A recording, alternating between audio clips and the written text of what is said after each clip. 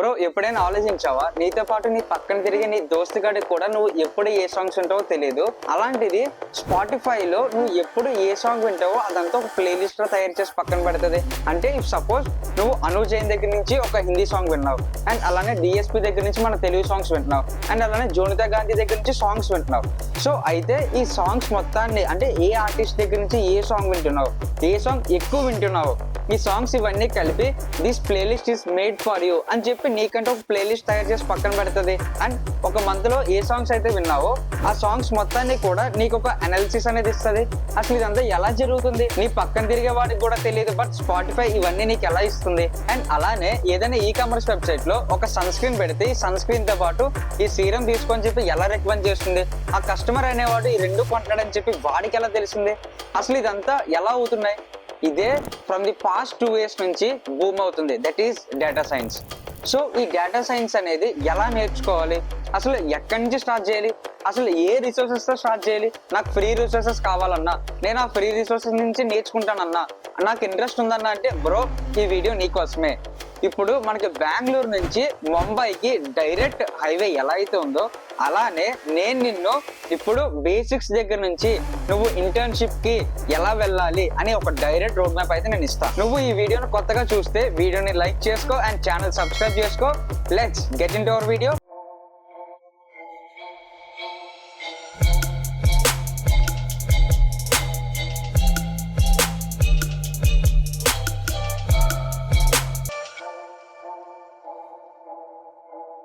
Firstly అసలు data science అంటే ఏంటి? డేటా సైన్స్ అంటే మన దగ్గర ఒక లార్జ్ అమౌంట్ ఆఫ్ డేటా అనేది ఉంటుంది.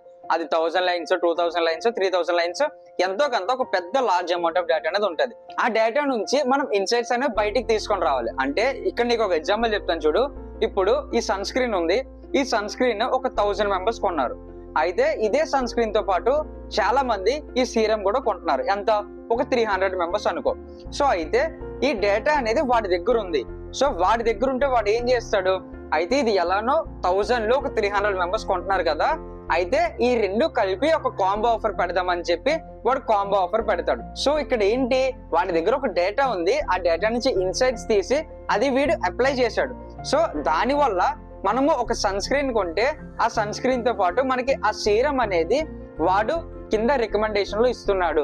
సో మనం ఏం చేస్తాం, అది ఎలానో రికమెండేషన్ లో వచ్చింది కదా, కాంబో ఆఫర్ ఉందేమో అని చెప్పి కాంబో ఆఫర్ తీసుకుంటాం. సో అలా డేటా సైన్స్ అనేది వర్క్ అవుతుంది. అండ్ అలానే ఇంకొక ఎగ్జాంపుల్ చూస్తే ఇప్పుడు సినిమా థియేటర్లో ఏమవుతుందంటే ఎవ్రీ వీకెండ్ కోక్ పాప్కార్న్ రెండు ఎక్కువ సేల్ అవుతున్నాయి. అసలు ఈ రెండు ఎలా సేల్ అవుతున్నాయి అని చెప్పి మనం ఆ డేటాని అనలైజ్ చేస్తే పాప్కార్న్ తీసుకున్న ప్రతి ఒక్కడు కూడా కోక్ తీసుకుంటున్నాడు. అండ్ పైగా వీకెండ్ అనేది అందరూ ఫ్రీగా ఉండే టైం. సో అప్పుడు ఆడియన్స్ అనే వాళ్ళు ఎక్కువ మంది వస్తారు. సో ఇది వాడు ఏం చేస్తాడు, ఒక రెగ్యులర్ కోక్ తో ఒక మీడియం పాప్కార్న్ అనేది ఆఫర్ పెడతాడు. సో ఇలా ఆఫర్ పెట్టడం వల్ల ఏమవుతుంది, ఆ కస్టమర్స్ అనే వాళ్ళు వచ్చి ఆ కాంబోస్ అనేవి తీసుకొని వెళ్తున్నారు. అండ్ అక్కడ కస్టమర్ కి బెనిఫిట్ అవుతుంది. అండ్ అలానే వాడు తెలివిగా బిజినెస్ మైండ్ తో ఆలోచించి వాడికి ప్రొడక్ట్స్ అనేవి సేల్ అవుతున్నాయి. సో ఇలా ఒక పెద్ద లార్జ్ అమౌంట్ ఆఫ్ డేటాను తీసుకొని అందులో నుంచి మనం ఇన్సైట్స్ తీసి అనలైజ్ చేసి ఒక మన బిజినెస్ అనేది పెరగడానికి యూజ్ చేస్తారు ఈ డేటా సైన్స్ అనేది. సో ఈ లాస్ట్ 2 years నుంచి ఇది చాలా బూమ్ అవుతుంది.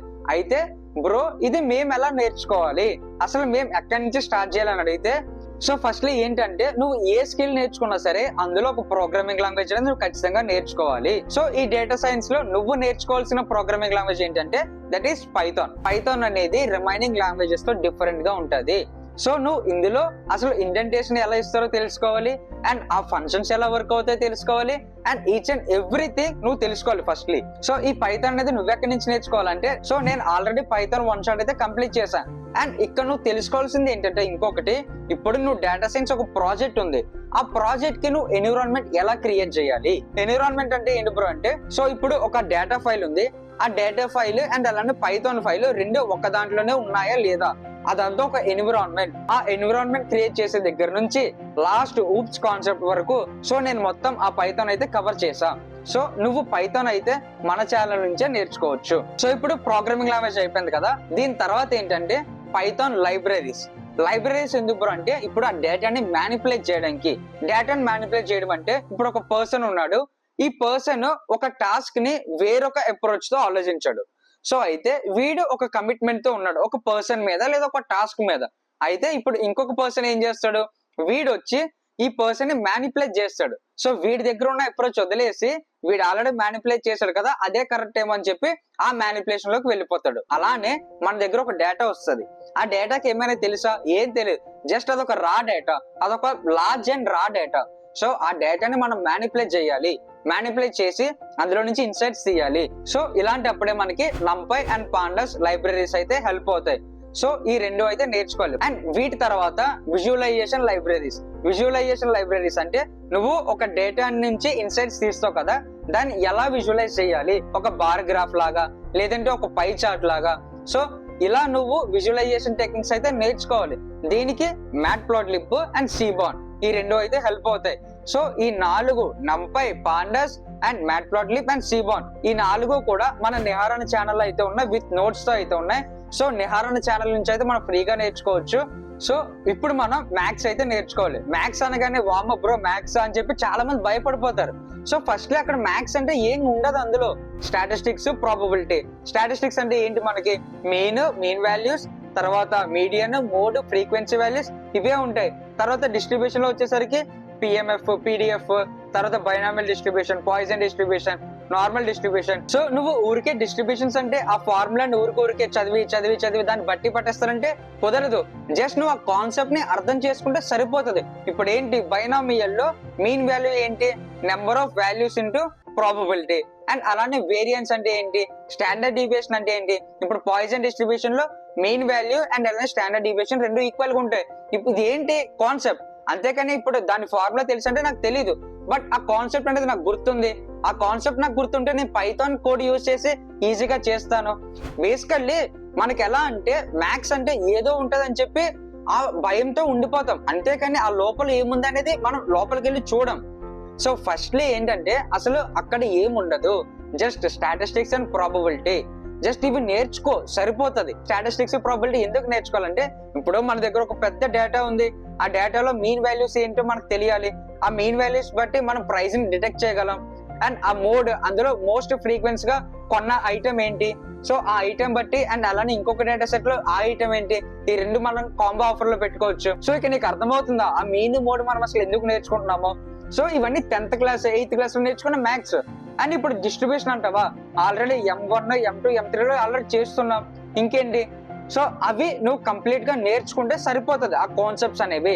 అండ్ అలానే ఇంకొకటి ఏంటంటే మన తెలుగు స్టేట్స్ లో ఈ డేటా సైన్స్ అనేది చాలా అంటే చాలా తక్కువ. అంటే మనం తీసుకోవడం AML, AI, ADS బ్రాంచెస్ తీసుకుంటున్నాం. మనం ఆ బ్రాంచెస్ లో స్టూడెంట్స్ అయినా సరే మనం వెబ్ డెవలప్మెంట్ వైపే వెళ్తున్నాం. బికాస్ అందరూ వెబ్ డెవలప్మెంట్ చేస్తున్నారు, మనం వెబ్ డెవలప్మెంట్ చేద్దామని. అండ్ అందులో ఎటువంటి మ్యాథ్స్ ఉండదని. బ్రో వెబ్ డెవలప్మెంట్ అనేది ఇప్పుడు మనం రీసెంట్ గా చూస్తే డీప్ సీక్ వచ్చింది, AI వచ్చింది, అండ్ అలానే Blue.ai అని చెప్పి ఏదో AI ఉంది. ఆ AIసే మనకి వెబ్సైట్ ని క్రియేట్ చేసేస్తాయి. సో దీనివల్ల వెబ్ డెవలప్మెంట్ తగ్గిపోతుంది అంటే తగ్గిపోదు, బట్ వెబ్ డెవలప్మెంట్ రోల్స్ అనేవి తగ్గుతాయి. వెబ్ డెవలప్మెంట్ క్రేజ్ అనేది అలానే ఉంటది, బట్ దాని యొక్క రోల్స్ అనేవి తగ్గుతాయి. నువ్వు వెబ్ డెవలప్మెంట్ నేర్చుకున్నా సరే దాంతో పాటు నువ్వు AI, డేటా సైన్స్ అనేది నేర్చుకోవాలి. బికాస్ ఇప్పుడు అంతా రెసెషన్ ఏరియా నడుస్తుంది. ఒక స్కిల్ కాదు, ఒక స్కిల్ కన్నా ఇంకా ఎక్కువ స్కిల్స్ ఉంటేనే కంపెనీస్ అనేవి హైర్ చేసుకుంటున్నాయి. సో నువ్వు ఈ డేటా సైన్స్ లోకి అనేది రా. ఎన్నాలని చెప్పి ఇంకా అలా వెబ్ డెవలప్మెంట్ వాళ్ళు చేసిందే చేస్తావు. జస్ట్ ఒకసారి ఆలోచించు, బయటికి రా. డేటా సైన్స్ అనేది ఇప్పుడిప్పుడే బూమ్ అవుతుంది. మనం ఇప్పుడే దీన్ని గ్రాప్ చేసుకుంటే ఇంకొక 10 years మనకి ఈ డేటా సైన్స్ లో బాగుంటది. సో ఈ మ్యాథ్స్ అనేది నేర్చుకో. మ్యాథ్స్ చూసి ఊరికే భయపడిపోక. ఇప్పుడు ఆ మ్యాథమెటిక్స్ నేర్చుకున్న తర్వాత ఈ 2 steps అయితే చాలా important. First the feature engineering. Feature engineering అంటే బ్రో ఇందాక నుంచి నేను డేటాను హ్యాండిల్ చేయాలని చెప్తున్నానా. సో ఆ డేటాను మనం ఎలా హ్యాండిల్ చేస్తాం అనేది ఫీచర్ ఇంజనీరింగ్ లో తెలుస్తుంది. సో మనం ఆల్రెడీ లైబ్రరీస్ అనేవి నేర్చుకున్నాం, NumPy అండ్ Pandas. వాటిని యూజ్ చేసి మనం ఆ డేటాను ఎలా హ్యాండిల్ చేయాలి, అసలు ఆ డేటాను ఎలా ఎన్కోడ్ చేయాలి, label encoding and ordinal encoding ఇవన్నీ ఉంటాయి. సో ఇవన్నీ ఫీచర్ ఇంజనీరింగ్ లో నువ్వు నేర్చుకోవాలి. అండ్ దీని తర్వాత EDA అంటే ఎక్స్ప్లోరేటరీ డేటా అనాలైసిస్. సో అంటే ఒక డేటాని నువ్వు ఎక్స్ప్లోర్ చేసి దాని నుంచి అనాలైసిస్ తేయడం, దాని నుంచి నువ్వు ప్రిడిక్షన్స్ తేయడం. ఈ ప్రిడిక్షన్స్ అనేవి ఇందాక నువ్వు మ్యాథ్స్ లో డిస్ట్రిబ్యూషన్స్ అన్నానా, PDF and binomial distribution, PMF functions. So వాటిని అన్నిటిని యూజ్ చేసి ఈ EDA లో నువ్వు డేటాని ఎక్స్ప్లోర్ చేస్తావు. So that is EDA and that is feature engineering. ఈ రెండాటిని యూజ్ చేసి మనం ఫర్దర్ గా ప్రాజెక్ట్స్ అనేది డెవలప్ చేయాలి. సో ఇక్కడ నీకు కంప్లీట్ గా అర్థమైందా? ఇప్పుడు నువ్వు పైథాన్ తో స్టార్ట్ చేస్తావు. పైథాన్ తర్వాత NumPy, Pandas and Seaborn, Matplotlib visualisation tools, దీని తర్వాత మ్యాథమెటిక్స్. సో దీనితో పాటు నువ్వు నేర్చుకోవాల్సింది Git and GitHub and అలానే ఒక framework, that is Flask framework. ఈ ఫ్రేమ్ వర్క్ ఏంటి బ్రో అంటే నువ్వు రెస్ట్ఫుల్ ఏపీఎస్ గురించి తెలుసుకోవాలి. అంటే గెట్ అంటే ఏంటి, పోస్ట్ అంటే ఏంటి, అప్డేట్ ఏంటి, డిలీట్ ఏంటి, ఇవి దేనికి హెల్ప్ అవుతాయి అంటే ఇప్పుడు నువ్వు ఒక అనలైజ్ చేస్తావు ఒక డేటాని, దాన్ని నువ్వు వెబ్ ఫ్రేమ్ వర్క్ లో ఎలా పెట్టాలి. ఇవి నువ్వు డేటా సైన్స్ లోనే కాదు, తర్వాత మిషన్ లెర్నింగ్ లో కూడా నీకు హెల్ప్ అవుతుంది. సో ఇప్పుడు నేను నీకు ఒక స్ట్రక్చర్ లో పెడితే Python and NumPy, Pandas, Seaborn, Matplotlib and దాని తర్వాత మ్యాథ్స్ అండ్ దాని తర్వాత ఈడిఏ అండ్ ఫీచర్ ఇంజనీరింగ్ లేదా feature engineering and EDA. So and తర్వాత వీటితో పాటు Git and GitHub and Flask framework. So ఇవన్నీ నువ్వు కంప్లీట్ గా నేర్చుకోగలిగితే నువ్వు ఒక కంపెనీలో as a beginner data science role తో నువ్వు ఇంటర్న్షిప్ అండ్ అలానే ఒక రోల్ అయితే నువ్వు చేయగలవు. అండ్ అలానే నువ్వు ఈ లెర్నింగ్ పీరియడ్ మొత్తంలో ఒక ఎక్స్ట్రా వర్క్ అయితే చేయాలి. దట్ ఈస్ నువ్వు బయటకు చూపించి నేర్చుకోవడం, అంటే లింక్డ్ఇన్ లో పోస్ట్ చేయడం. బ్రో లింక్డ్ఇన్ ఎంత ఇంపార్టెంట్ నేను ఆల్రెడీ ఒక వీడియోలో చెప్పాను, దట్ ఈస్ నెట్వర్కింగ్. సో ఆ నెట్వర్కింగ్ వీడియో చూస్తే నీకు అర్థమవుతుంది అసలు లింక్డ్ఇన్ అనేది ఎంత ఇంపార్టెంట్. ఈవెన్ నువ్వు ఇంకా ఇప్పటికీ కూడా నువ్వు లింక్డ్ఇన్ వాడకపోతే బ్రో నీకు తర్వాత చాలా అంటే చాలా ఇబ్బంది అవుతుంది. బికాస్ రిఫరల్స్ అనేవి చాలా ఇంపార్టెంట్. లింక్డ్ఇన్ లో పోస్టులు చేయడం స్టార్ట్ చేయి, నన్ను మెన్షన్ చేయి, నేను దాన్ని రీపోస్ట్ చేస్తా, రీమెన్షన్ చేస్తా. సో ఇప్పుడు డేటా సైన్స్ రోడ్ మ్యాప్ అనేది అయిపోయింది కదా, దీని తర్వాత నేను మిషన్ లెర్నింగ్ రోడ్ మ్యాప్ అయితే వెళ్తా, తర్వాత AI road map. And bro ఈ రోడ్ మ్యాప్స్ అన్ని చెప్పిన తర్వాత నేను మిషన్ లెర్నింగ్ సిరీస్ అయితే స్టార్ట్ చేస్తా. Keep subscribe to my channel bro, నీకైతే చాలా హెల్ప్ అవుతుంది. నేను ఒకటే నమ్మా, లెట్స్ బిల్డ్ టుగెదర్. అండ్ అలానే నీకు ఏ డౌట్ వచ్చినా సరే టెలిగ్రామ్ గ్రూప్ కింద టెలిగ్రామ్ గ్రూప్ అనేది ఉంది, ఆ టెలిగ్రామ్ గ్రూప్ లోకి వచ్చి జస్ట్ మెసేజ్ చెయ్యు, నేను రెస్పాండ్ అవుతా. నీకు ఏమైనా రిసోర్సెస్ కావాలని ఏదైనా సరే. అండ్ ఈ వీడియో యొక్క కంప్లీట్ రిసోర్సెస్ అనేవి నేను కింద డిస్క్రిప్షన్ లో పెడతాను, నువ్వు ఎక్కడెక్కడి నుంచి నేర్చుకోవాలో మొత్తం అన్ని కూడా free resources. And thank you for watching.